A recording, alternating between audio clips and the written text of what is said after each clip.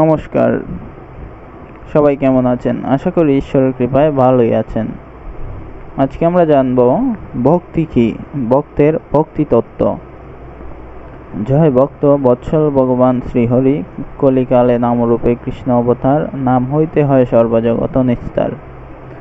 ভক্তি কি এর উত্তর হচ্ছে, পূজনীয় দেবতার বা দেবীর প্রতি বিশেষ অনুরাগ বা প্রেমকেই ভক্তি বলা হয়। ঈশ্বরের নিকট সম্পূর্ণ আত্মসমর্পণের আরেক নামই ভক্তি। হিন্দু ধর্মে ভক্তির দ্বারা উপাসনা বা আরাধনা করা একটি বিশেষ রীতি, অর্থাৎ যা যা পূজা করা হয় ভক্তির দ্বারা উপাসনার ব্রতী হওয়ায় সহজ ও উত্তম পথ। এই ভক্তির দ্বারা অসম্ভব কাজও সম্ভব হয়ে ওঠে। এখন জানবো ভক্তি কত প্রকার। ভক্তি মূলত 9 প্রকার। 9 প্রকারের ভক্তি বা নববিধা ভক্তি কি কি, আজ তা বিস্তারিতভাবে জানবো। 9 প্রকারের ভক্তির বা নববিধা ভক্তি হলো শ্রবণ, কীর্তন, স্মরণ, পাদসেবন, অর্চন, বন্দন, দাস্য, সখ্য ও আত্মনিবেদন। এই 9টি, এই হইল নববিধা ভক্তি। এর প্রথমে রয়েছে শ্রবণ। শ্রবণ নিয়ে একটি শ্লোক রয়েছে, যেমন শ্রবণং সর্বোৎকৃষ্ট উদাহরণ, রাজা পরীক্ষিত অর্জুন এর নাতি। যে ব্যক্তি স্থির হয়ে সমগ্র মনকে ইষ্টকেন্দ্রিক করে আসনে উপবেশন করে শরীর ও মনের দ্বারা ইষ্টকথা ইষ্টকীর্তনে শ্রদ্ধা ও সম্মান জ্ঞাপন করে প্রসন্নতাপূর্বক সেই অমৃত সমান কথা কীর্তন রস পান করেন, তার সেই ভক্তিকে বলা হয় তাকে শ্রবণ।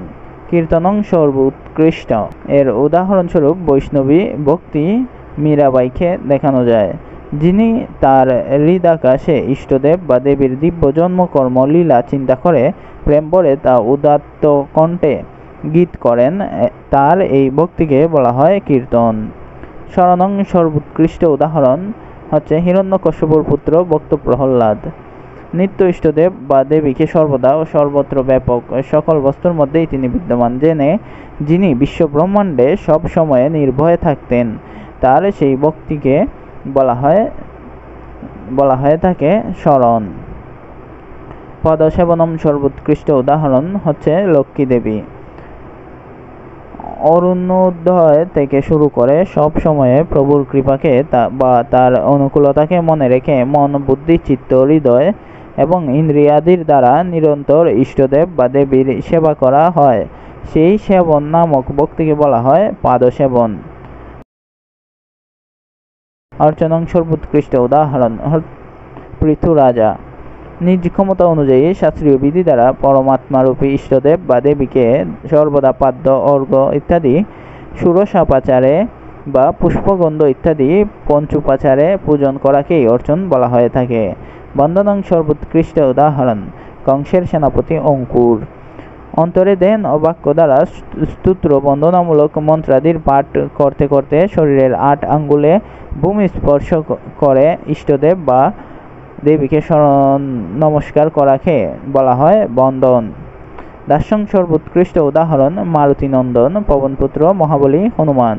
নিজেকে প্রভুর সেবক মনে করে অন্তর থেকে সর্বদা ইষ্টদেব বা দেবীর প্রিয় সম্পাদন করাকে দাস্য বলা হয়। সংকট সর্বোৎকৃষ্ট উদাহরণ মহাভারতের অর্জুন। প্রাণেশ্বর ইষ্টদেব বা দেবীর মঙ্গল অমঙ্গল যা কিছুই সংগঠিত করেন না কেন তা ভক্তের মঙ্গল সাধনের জন্য অন্তরের এই রকম দৃঢ় ভক্তিকে বলা হয় তাকে সখ্য অর্থাৎ বন্ধুত্ব। আত্মনিবেদনং সর্বোৎকৃষ্ট উদাহরণ বালি রাজা। অসুরদেব রাজা। দেহ ইত্যাদি যা কিছু বস্তু নিজের বলে মনে করা হয়, সেই সমস্ত কিছু ভগবানের প্রসন্নতার জন্য তাকে সর্বসমর্পণ করে নিজের ভক্তি কিছুই না রাখাকে, এমনকি নিজের শরীর নির্বাহের চিন্তা রহিত হওয়াকেও বলা হয় আত্মনিবেদন বা আত্মসমর্পণ। এখন জানব ভক্তকে। উত্তর, যারা ভক্তি মার্গের দ্বারা ঈশ্বরের উপাসনায় ব্রতী হয় তাদেরকেই ভক্ত বলা হয়। শাক্তদের মধ্যে এরকম প্রচুর ভক্ত হয়েছেন। উদাহরণস্বরূপ আদি শঙ্করাচার্য, সাধক রামপ্রসাদ সেন, রামকৃষ্ণ পরমহংসদেব, ছত্রপতি শিবাজী মহারাজ প্রভৃতি। হিন্দু সনাতন ধর্মের সম্প্রদায় ভেদে ভক্তিবাদের নির্দিষ্ট প্রচলিত রূপ হচ্ছে শৈবরা শিব ও শিব সম্পর্কিত দেবদেবীগণের ভক্ত, বৈষ্ণবেরা বিষ্ণু ও তার অবতারগণের ভক্ত এবং শাক্তেরা মহাশক্তির বিভিন্ন রূপের ভক্ত। তবে কোনো নির্দিষ্ট দেবতার প্রতি ভক্তি থাকলে অন্য কোনো দেবতাকে পূজা করা যাবে না, এমন কোনো বিধান হিন্দু ধর্মে নেই। আলোকচিত্রে শ্রীকৃষ্ণকে ইষ্টদেবতারই 9 প্রকারের ভক্তি ভাবকে উল্লেখ করা আছে। প্রত্যেক ব্যক্তি ইষ্টদেব দেবীকে এই জায়গায় রেখে 9 প্রকারের ভক্তি করবেন। ভক্তি শব্দের অর্থ হচ্ছে, ভক্তি শব্দের সাধারণ অর্থ ঈশ্বর সেবা। ঈশ্বর ছাড়াও দেশভক্তি, মাতৃভক্তি, পিতৃভক্তি ইত্যাদি উল্লেখযোগ্য। আধ্যাত্মিক ক্ষেত্রে ঈশ্বরের সাথে বা ভজনীয় দেবতার প্রতি থাকা গভীর অনুরাগ এবং প্রীতিতেই ভক্তি। ভক্তি এক মানসিক অবস্থা। ভাব অনুসারে ও ভক্তির শ্রেণী বিভাজন: বাৎসল্য, সখ্য, দাস্য ও মাধুর্য। ভক্তির স্তর 3টি: শ্রদ্ধা, রীতি এবং ভক্তি।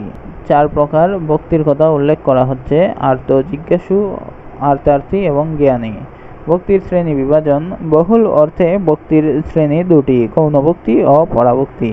ভক্তিমূলক সেবার এই 9টি নীতি ভক্তকে ক্রমাগত ঈশ্বরের সংস্পর্শে থাকতে সাহায্য করে বলে বর্ণনা করা হয়েছে। উচ্চাকাঙ্ক্ষী ভক্তদের মনোনীত দেবতার রূপ, ইষ্টদেব নিয়ে জপ এবং অভ্যন্তরীণ ধ্যানের প্রক্রিয়াগুলি বেশিরভাগ ভক্তি বিদ্যালয়ে বিশেষভাবে জনপ্রিয়। ভক্তি হলো একটি যুগপথ, যার লক্ষ্য হলো পরমেশ্বর ভগবানের সাথে ঐশ্বরিক প্রেমময় মিলনের একটি রূপ। প্রভুর সঠিক রূপ বা মিলনের ধরন বিভিন্ন বিদ্যালয়ের মধ্যে পরিবর্তিত হয়, তবে প্রতিটি প্রক্রিয়া সারমর্ম একই হয়ে থাকে।